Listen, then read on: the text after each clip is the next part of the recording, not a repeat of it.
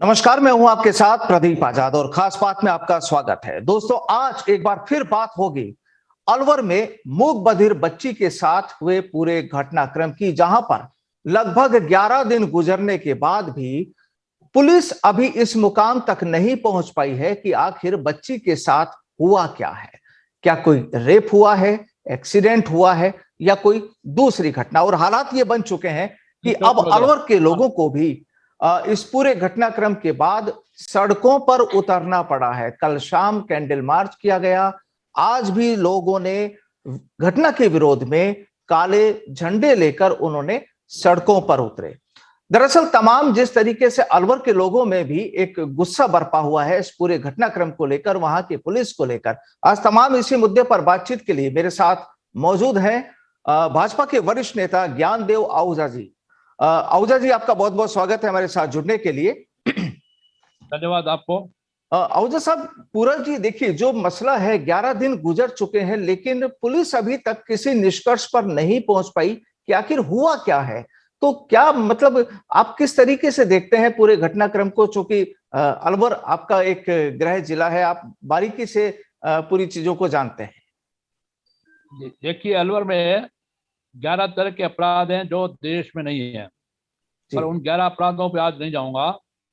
आज इस पर्टिकुलर जो मैटर है, पर्टिकुलर जो सब्जेक्ट है, बच्ची गूंगी बहरी और बच्ची दिमाग से कमजोर, और उस बच्ची के साथ में कुछ लोगों ने रेप किया, ये बिल्कुल क्लियर है।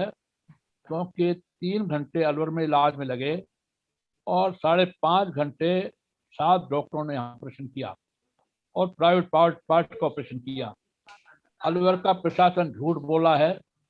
अलवर के एसपी मैडम, अलवर के कलेक्टर साहब असत्य वाचन कर रहे हैं कि एक एक्सीडेंट है जी। ऐसे एक्सीडेंट अलवर प्रशासन ने पहले भी 4 दिखाए हैं। एक भिवाड़ी इंडस्ट्रियल एरिया, अलवर का प्रसिद्ध वर्ड में, उस इंडस्ट्रियल के पास एक हरीश जाटव दलित लड़के का पीट करके हत्या हुई, उसके सबूत है, लेकिन उसको भारी आंदोलन के बाद एक्सीडेंट दिखा दिया। एक नगर तहसील में दातिया गांव, वहाँ एक जाटव लड़का दलित लड़के को पीट के मार डाला। मेरे समाज के लोगों ने उसको बाद में एक्सीडेंट दिखा के उसको एफआईआर की। एक और लड़का भट्टपुरा गांव, जो मेरे विधानसभा क्षेत्र बड़ौदा में कस्बे से होकर रास्ता निकलता है, वो भी विधानसभा क्षेत्र नगर और भरतपुर, उसको भी बाकायदा सबूत हैं, पीटने के फोटो हैं, मोबाइल है, और उसको भी एक्सीडेंट दिखा करके एफआईआर लगाने का प्रयास किया। यहाँ जेके लॉन में हॉस्पिटल में डॉक्टरों को और इलाज करने वाले हमारे जो मेडिकल के ऑफिसर हैं, उनको मुख्यमंत्री शायद खुद या स्वास्थ्य मंत्री खुद दबाव दे करके, चूंकि बलात्कार की घटना नहीं दिखाना चाहते, मारपीट की घटना नहीं दिखाना चाहते, और तुष्टीकरण के नीति से कारण से एक मजहब विशेष को, समाज विशेष को बचाना चाहते हैं। दोषी मुख्यमंत्री खुद है, क्योंकि ऐसे अयोग्य प्रशासन के अधिकारियों को रखा हुआ है। एक आश्चर्य की बात, तो आपको जनता गुस्सा क्यों है जी? क्योंकि कुछ 5-7 बच्चियां, छात्राएं कलेक्टर से इस बच्ची के बारे में मिलने गए जी। उन बच्चों से कलेक्टर धमका के कहता है, तुम राजनीति कर रही हो, तुम्हारे माँ बाप का मोबाइल नंबर दो, मैं उनसे बात करूं, और राजनीति मत करो, जाके पढ़ाई करो। अब बच्चियां, बेटियां बेटी के लिए नहीं जाएंगी, अपने बहन के लिए नहीं जाएंगी, जनता से अबूझ बच्ची के लिए प्रदर्शन नहीं करेगी। 11 दिन में आपको ताज्जुब होगा, 11 या 33 लगभग 40 छोटे बड़े प्रदर्शन हुए। 40, कम बात नहीं है ये जी। कम बात नहीं है। प्रशासन को जू नहीं रेंग रही। कभी किसी मोटरसाइकिल वाले को, कभी किसी बस वाले को एक्सीडेंट दिखाना चाहते हैं। ये एक्सीडेंट नहीं है, ये अपने आप में सिद्ध दुष्कर्म का केस है, बलात्कार का केस है, और गुप्तांग में प्राइवेट पार्ट में चोट लगी है। अब उन डॉक्टरों को धमकाया गया है, दबाया गया, क्या कहा गया है, और उसको रेप केस में दिखा करके और ड्रामाबाजी, ट्विस्ट करना, घुमाना, और इस ढंग से केस को दिखा रहे हैं वो एक्सीडेंट केस है। आहूजा साहब, देखिए आहूजा साहब, यहाँ पर एक सबसे बड़ी चीज, आश्चर्य वाली जो चीज है जो आप कह रहे हैं वो भी ठीक है, और यहाँ पर ऑफिशियली तौर पर इन 11 दिनों में 12 दिनों में अलवर पुलिस ये खुलासा नहीं कर पाई कि आखिर रेप हुआ है, एक्सीडेंट हुआ है, हुआ क्या है, अपराध क्या हुआ है। तो अपराधियों तक पहुंचना तो बात की बात है, पहले कम से कम अपराध का तो खुलासा हो।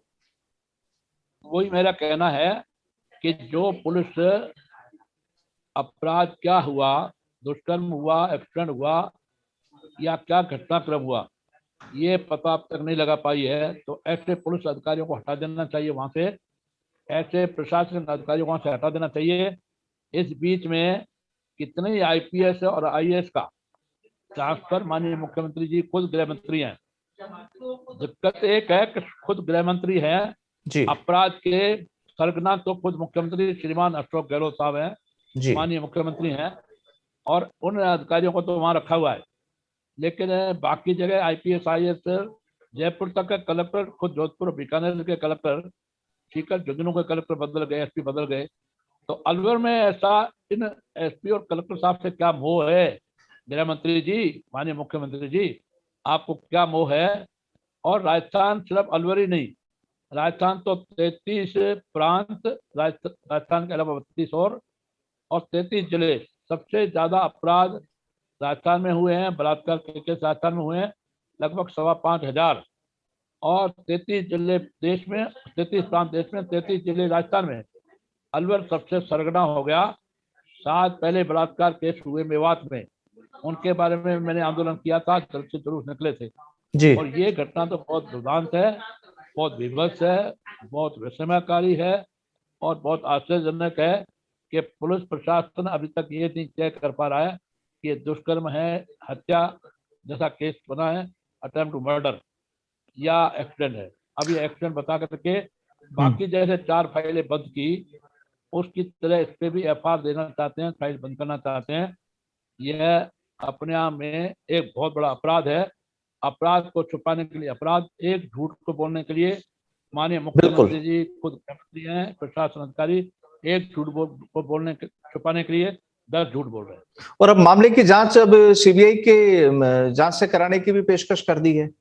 जब सीबीआई को सौंप दिया है, सीबीआई को सौंप दिया है, हमारे दबाव में, प्रदर्शनों के दबाव में, जी हमारे भाजपा के प्रदर्शन हुए, जनता के प्रदर्शन है, वहां जनता ने किए, तो जब सीबीआई को सौंप दिया तो अब सीबीआई की टीम को आने दो ना। अब क्यों अपने और प्रैक्टिस करके अपने आप में चतुर और चालाक, धूर्त और नालायक वाली कार्रवाई कर रहे हैं? क्यों जांच एफएसएल की कर रहे हैं? क्यों झूठे पुतले दिखा रहे हैं और क्यों एक्शन दिखा रहे हैं?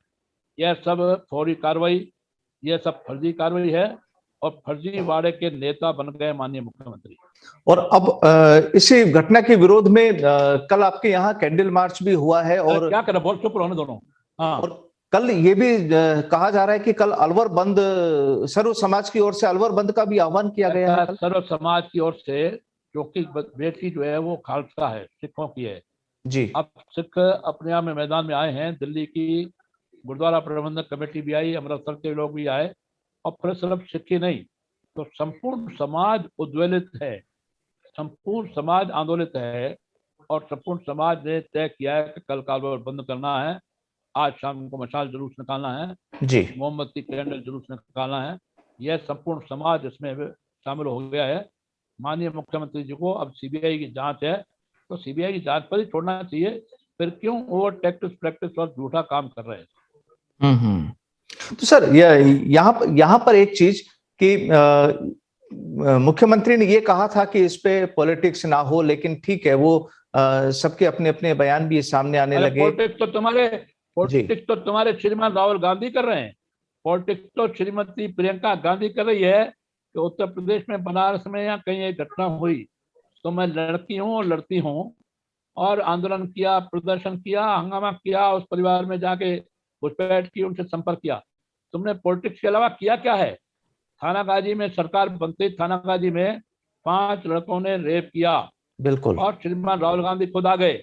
क्यों आ गए? आपके बॉस क्यों आ गए गहलोत साहब? आप खुद छोटी मोटी बातों पे संवेदनशील मुद्दा कह रहे हैं, तो संवेदनशील मुद्दों पर, आप बलात्कार केसों पर, आप हत्या पर खुद पॉलिटिक्स करते रहे हैं। आपने तो यहाँ तक कि मुख्यमंत्री रहते हुए संसदीय व्यवस्था से ऊपर जाके सेक्रेटरी के गमले तोड़े थे।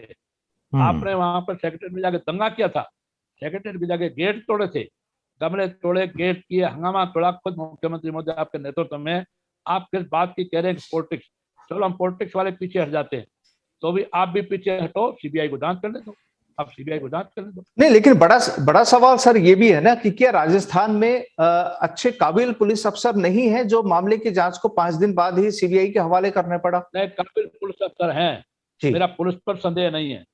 काबिल पुलिस अफसर अलवर के एसपी मैडम तेजस्विनी गौतम भी काबिल है, परंतु दबाव है राजनीतिक, इनका दबाव है सरकारी, दबाव सरकारी। जो कलेक्टर है वो तो कांग्रेस के एमएलए का चुनाव लड़ना चाहते हैं। आज मैं कह रहा हूँ, घोषणा कर रहा हूँ कि वो श्रीमान जी चीफ सेक्रेटरी तो जाके पाली जिले से एमएलए का चुनाव लड़ना चाहते हैं, और ये श्रीमान कलेक्टर श्रीमान नन्नूमल जी पहाड़िया, मैं श्रीमान और बानी इसलिए कहता हूँ कि मैं संसदीय व्यवस्था से जुड़ा हूँ जी, एक बार नहीं 3 बार विधायक रहा हूँ, इसलिए मैं हल्का शब्द नहीं बोल रहा। श्रीमान नन्नूमल जी पहाड़िया एमएलए का चुनाव लड़ेंगे और कांग्रेस टिकट से लड़ेंगे, उस दबाव में है। चीफ सेक्रेटरी महोदय बहुत अच्छे हैं, अच्छे कलेक्टर साहब भी होंगे, लेकिन ये राजनीतिक दबाव में है। एसपी साहब भी, कलेक्टर साहब भी अयोग्य है। इनके लिए मेरा अयोग्य शब्द मैंने प्रयोग नहीं किया अब तक जितने आपकी हमारा जूम वार्ता चल रही है, मैंने अयोग्य शब्द प्रयोग नहीं किया। लेकिन अगर ये तलाश नहीं कर पा रहे हैं, मैंने ये कहा जी, तो किसी और अफसरों को लगाएं। पुलिस के अफसर राजस्थान में बहुत काबिल हैं, और डीजीपी साहब, लाटर साहब मैं जानता हूँ पर्सनली आई नो हिम, अच्छे से अच्छे अफसर हैं यहाँ, ऐसा नहीं है, योग्य है। लेकिन राजनीतिक दबाव और प्रभाव ऐसे संवेदनशील मुद्दे पे बेशर्माई का रंग और ढंग और चंग बजा रहे हमारे सरकार के नुमाइंदे, ये मेरा कहना है। तो सर अगर अभी तक मामला नहीं खुलता है और लंबा अगर खींचेगा तो क्या आप लोगों की ओर से भी कोई विरोध प्रदर्शन अलवर वगैरह में शुरू होगा? देखिए, अभी मैं उस परिवार को 1 लाख रुपया देने की घोषणा करके आया हूँ जी, 2 लाख हमारे पार्टी ने दिए, ये राजनीति नहीं है, जी, उस परिवार के लिए राहत है। और हमने अपने ढंग से बड़े आंदोलन हमने नहीं लिए हैं, खुद अब समाज के लोग ले रहे हैं, सारे समाज के लोग सामूहिक आंदोलन ले रहे हैं। तो व्हाट वी कैन डू, मैं तो जयपुर बैठा हूँ, आंदोलन अलवर में हो रहा है, मैं अलवर का रहने वाला हूँ। सबसे ज्यादा आंदोलन डॉक्टर करुणलाल मीणा और मैंने लिए हैं।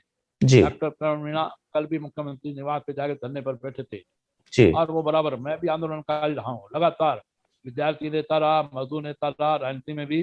बिल्कुल, इन दोनों, मैं तो अलवर बैठा हूँ, आंदोलन अलवर, मैं जयपुर बैठा हूँ, जी, आंदोलन अलवर में अपने आप हो रहा है, जनता कर रही है, जनता करेगी, जनता इनको कभी माफ नहीं करेगी। और एक पुराना कवि का 2 वाक्य है, सिंहासन खाली करो जनता आती है, तो इनको सिंहासन खाली करना पड़ेगा, और पुलिस अधिकारी और प्रशासन अधिकारियों को आसन खाली करना पड़ेगा। बहुत बहुत शुक्रिया अफजल साहब हमारे साथ जुड़ने के लिए, आपका बहुत बहुत धन्यवाद। धन्यवाद आपको, आपने धन्यवाद जोड़ा है, जी, और जनता के लिए नुमाइंदे के नाते बिल्कुल सर, हमारी कोशिश यही है। मीडिया को धन्यवाद, आपके चैनल को धन्यवाद, बहुत बहुत धन्यवाद। Thank you sir.